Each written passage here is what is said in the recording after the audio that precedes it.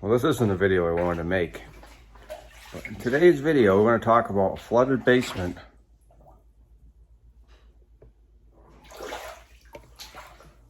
and how you can take care of it yourself.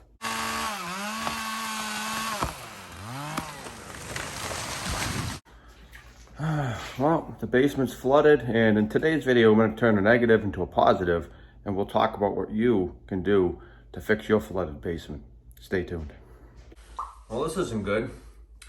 So let me go over what happened, and then I'll go over my plan of attack to correct it. So this house is about 30 years old. I believe it was built in 1993. So going on 31 years this year. It's an older house. I've lived here about 12 years. In the 12 years that I've lived here, I've never had issues really with water in the basement. I have had small amounts of water coming out of the chimney clean out door, which got inside, but I'm talking, maybe 5 to 10 gallons of water, not a whole lot. Enough that it was still a pain. I had to vacuum it up with a wet dry vac, but it wasn't that big of a deal. This, on the other hand, is a big deal. So I came down yesterday about 6 p.m. to load the wood stove, and I noticed there was a decent amount of water on the floor. So I figured it was clean out door, vacuumed it up with a wet dry vac, went upstairs, came down a few minutes later, checked the stove, and there was quite a bit more water. So I said, what's going on? There's no way that much water came in the last 5 or 10 minutes.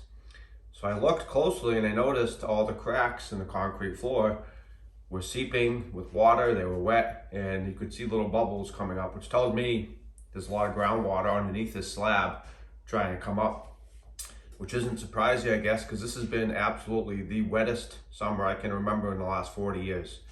So, no matter how much vacuuming I do, it's not going to keep up with that amount of groundwater. It's coming up in every crack on my entire basement floor. Just for fun, because I'm somewhat of a math geek, I calculated it out. My house is 24 by 36. You subtract the 10-inch thick concrete walls. Every inch of water in this floor is about 477 gallons per inch. So I got about 700, 715, somewhere around there, gallons of water on this floor, because I got about 1.5 inches of standing water.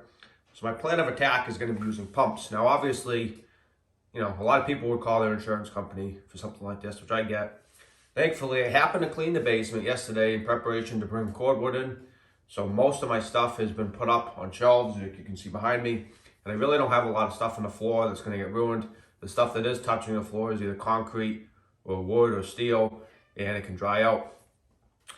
But my plan of attack is going to be taking 2 different pumps.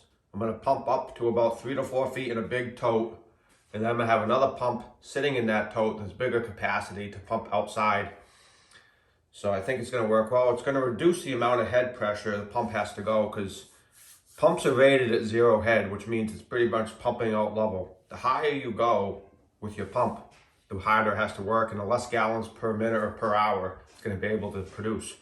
So by doing a multi-level pump system, I think I'm going to have each pump working less hard, and I think it's going to allow me to pump more water than just using one pump going up 8 feet and going outside.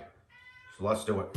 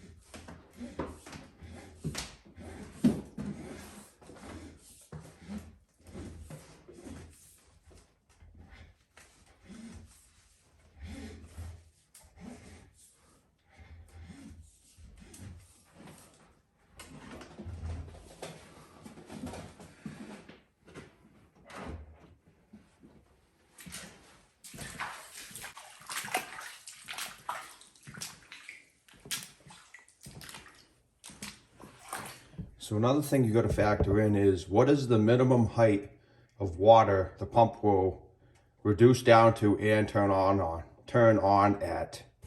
So this pump I think is rated for, I believe, 1,750 gallons is the maximum. That's at 0 head pressure, like I explained earlier. This is just a debris catcher or filter, I believe, that round piece there. But so this pump will pump down to 3/8 of an inch, but it won't kick on until you get to 2 inches of water, which is great. But when you have 1.5 inches of water, you're still talking hundreds of gallons, and the pump won't turn on because you don't have the 2 inches. So my plan is going to be to use this 110 volt transfer pump, which I actually just bought. I had another one, but my other one is actually 12 volt for batteries. So they make these basically really in two styles: 12 volts, which are meant to run off batteries, and then they have these 110 volt, which just goes off of 110, electrical outlet power from your house. So, they're going to be clearly marked. Outlet, inlet. The inlet is going to go to your basement floor in this case. The outlet is going to go to wherever you want to discharge the water, which in our case is going to be outside. This pump, it will do about 6 gallons per minute at maximum, which is 0 head pressure. So 360 gallons per hour maximum versus 1,750 for the bigger pump. And yeah, that's basically it. So my plan is to pump the water with this pump from the floor into that bucket, and then the bigger pump is going to take it from the bucket out that hose outside 40 or 50 feet away from the house. And the nice other thing about these little pumps is they often come with these little things that you can sit right on the ground. Sometimes they'll look more like a triangle. So this clicks right onto here, like so, and then you can set that on the water and pump it out. So let's do that.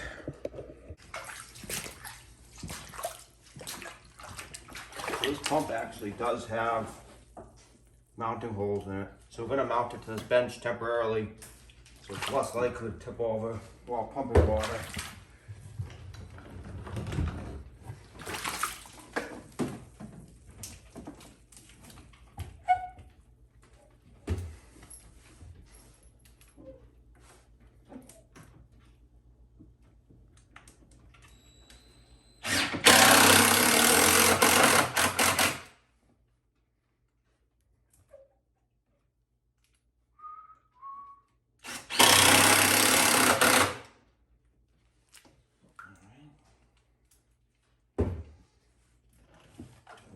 Piece on the bottom, just like I said, easily pops on and off. Just a little rubber boot kind of deal that goes over the threads.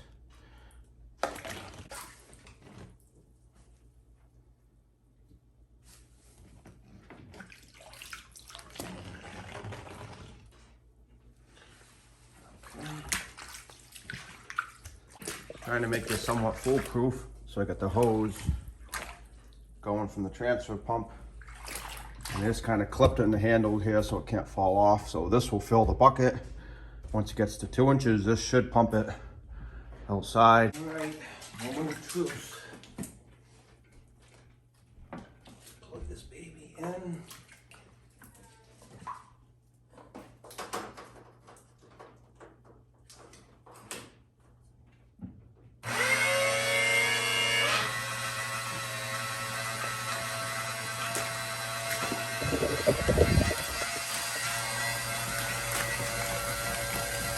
Now once that gets to 2 inches, the other pump should kick on. You can actually see the 2-inch mark is right under there. There's a line right where my finger is.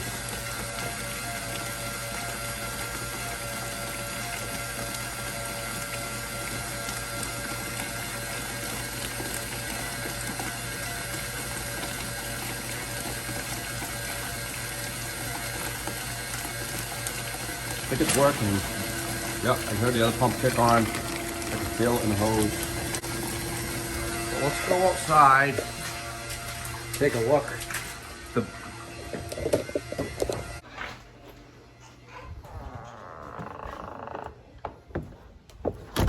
All right, so the little pump is manual. You have to unplug it when it stops pumping, otherwise you could burn the pump out.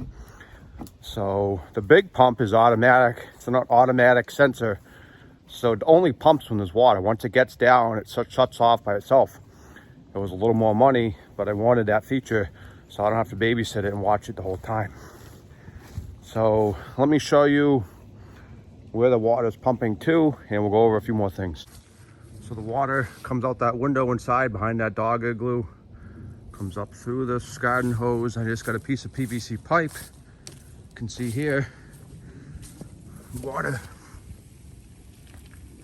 is flowing. You can see the water flowing through the pipe there. So my goal is to pump the water to a lower area of my lawn, because obviously it's groundwater. I don't want it to come back in the basement. That would kind of defeat the whole purpose of what I'm doing. So I don't know how easy you can tell from here, but so it might be hard to tell, but there is a slight grade going down to the PVC pipe there. In that area where it's draining, where I used to have my chickens in the chicken coop, which I still have, but that area is a little lower. So once you go past that fence and tree line, it really does start to taper off and go down, which is going to be perfect. I want all the water draining away from the house and not coming back in. So the water's coming out fairly good now. While it's doing its job, let's talk a little bit more about the whole project. So this is a temporary fix to a permanent problem. Now that I know this is happening, and it's likely to happen again, seems like we get more rain now than we ever used to get. And now that the water's found a way in, it might come in easier next time. So these pumps are great for getting the water out of the basement, which is goal number one. No, priority one is getting the water out of the basement. But the main priority is keeping the water out of the basement. And the way we're going to do that is adding a large submersible sump pump in a pit to pump the water through a 1.5-inch PVC tube. So the pump I have is rated at 4,000 gallons per hour at maximum, which is 0 head. But even going up 8 feet, it's still going to do a lot of water. So that pump is a 0.5 horsepower Drummond from Harbor Freight. That pump is going to go inside a pit. Water is going to come in the pit. Once it gets to a certain level, the float kicks on, and the pump is going to send the water outside where it belongs, not in my basement. So what else is there to say? I mean, if you're having these kind of problems at your house, there's really not a whole lot you can do other than adding a sump pump. You could try to add a natural drain system if you have the right elevations, like a French drain or even a drain going out to daylight. So the other thing people sometimes do, especially in like flood areas, is they'll actually get rid of their basements. They'll fill it in and make it more of a slab on grade or maybe a crawl space, so that they physically raise the level of the basement floor higher than the water table level. But you could still end up with water because the water table levels can change, especially like this year where it's been so wet. I think I saw on the radio that we had like the last 17 weekends, we've had 14 of them rain at least 1 or 2 of the days. So it's just crazy, but it is what it is. So let's keep pumping out the water, and I'll see you back in a bit.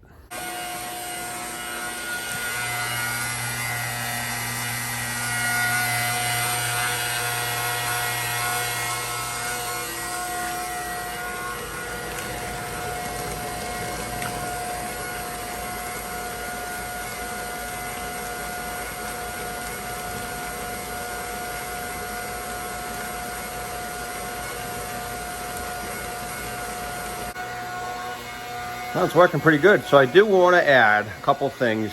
Like I said, if you're not comfortable doing this, you could always call your insurance company, but I would not be surprised if your insurance goes up after making that claim. Nothing was really ruined for me, so it didn't make sense to do this. The insurance company is just going to send someone here with a pump to do what I'm doing, and then my rates are all going to go up. So now I'm doing it, and I'll be all set. The other thing I want to mention is this is all clean water that I'm pumping outside. There's no oils or gases or anything like that mixed in. So for anyone worried about, what's getting pumped outside, and let me show you the rest of my basement so you can get a better feel of what kind of damage I'm dealing with. So while the pump's doing its thing, let me show you the rest of the basement.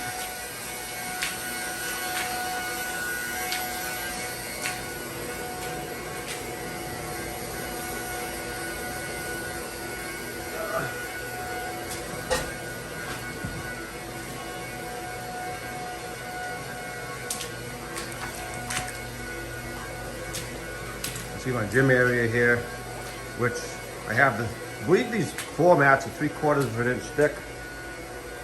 Some of them are completely underwater, but some of them aren't. So obviously there's some higher spots. When they poured the floor, it's not all 100% level. These boxes and stuff, I was gonna actually get rid of at the dump today, recyclables, but that's probably not gonna happen. But luckily, like I said, most of my stuff is elevated off the floor. Once I get this water level down, I'll take these machines and wipe off the legs. But it's definitely a mess.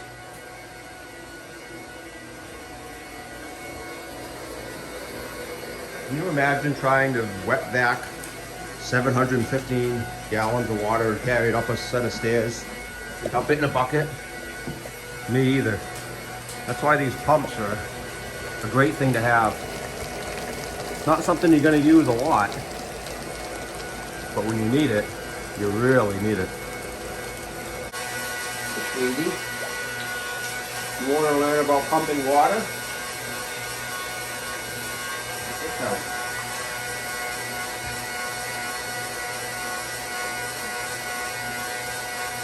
I'd like to introduce you guys to the newest of the builder lots. This is Bronson.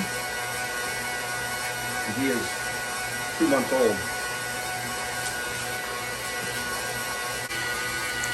Something I would recommend you do every once in a while, make sure there's no debris or anything blocking the pump, because these are meant for clean water. You really don't want junk like this little piece of bark or dirt or anything getting in there. But you also want to make sure it's not impeding the water from getting into the pump. So every once in a while, just take and make sure it's clear, everything's going good. It's going to take quite a while to pump this water down. 6 gallons per minute is the max. We're pumping up, a few feet, so could be talking more like 4 gallons, 4.5 gallons per minute. So 715 gallons is going to take a while. So I'm going to go have a coffee, and I'll check in with you guys in a bit.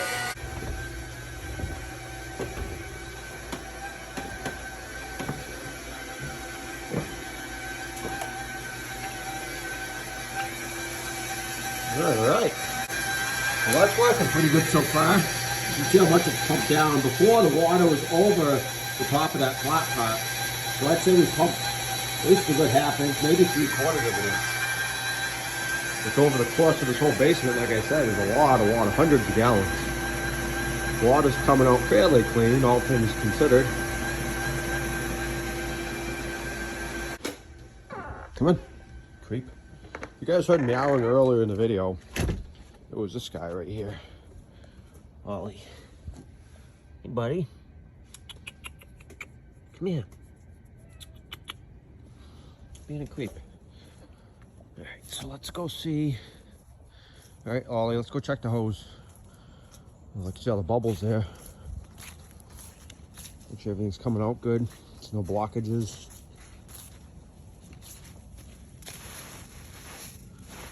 Put it in here. Get out of here, bubbles. Still coming out. It's good. Ollie, you keep an eye on that, okay? I'm gonna go back inside. So you can hear that the pump is getting a little more intermittent. It's getting really low. So what we're gonna do is find a deeper spot. So before I turn the pump back on, let me show you guys so you can hear me good. Now we're getting, where I'm standing right here, it's really not a lot of water, it's much less. But it does get a little deeper over there. So we're gonna move the pump, return it on, and keep pumping. You're probably gonna have to do this, a few times, because your basement floor is gonna have low spots. And you wanna get out as much water with a pump as you can, because it's a lot easier and quicker with that than it is with a wet vac. So let's move the pump to a lower spot, turn it back on, and check in with you guys in a bit.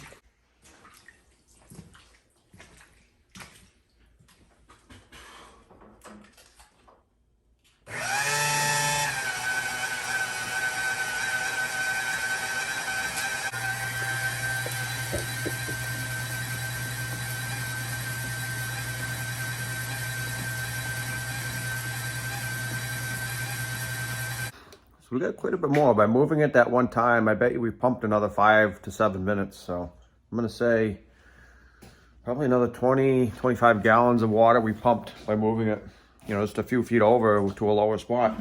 So now I'm gonna look for even a lower spot, try to move it again. And like I said, the goal is gonna be to get as much of the water off the flow of the pump as possible. Then we're gonna bring in squeegees, the wet dry vac, and do, you know, kind of more of the final cleanup, and then the dehumidify, let everything dry. But the end goal is going to be putting in an actual sump pump in a pit so this doesn't happen again.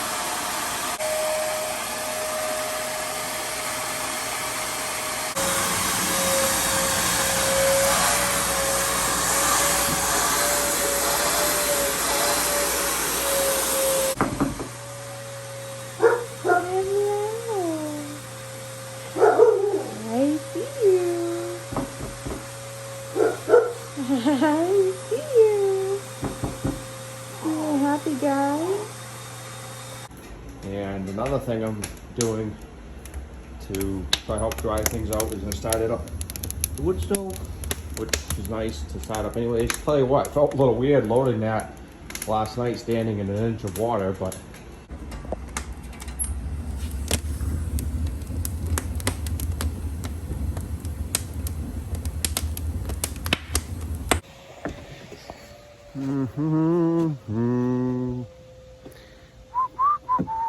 all right.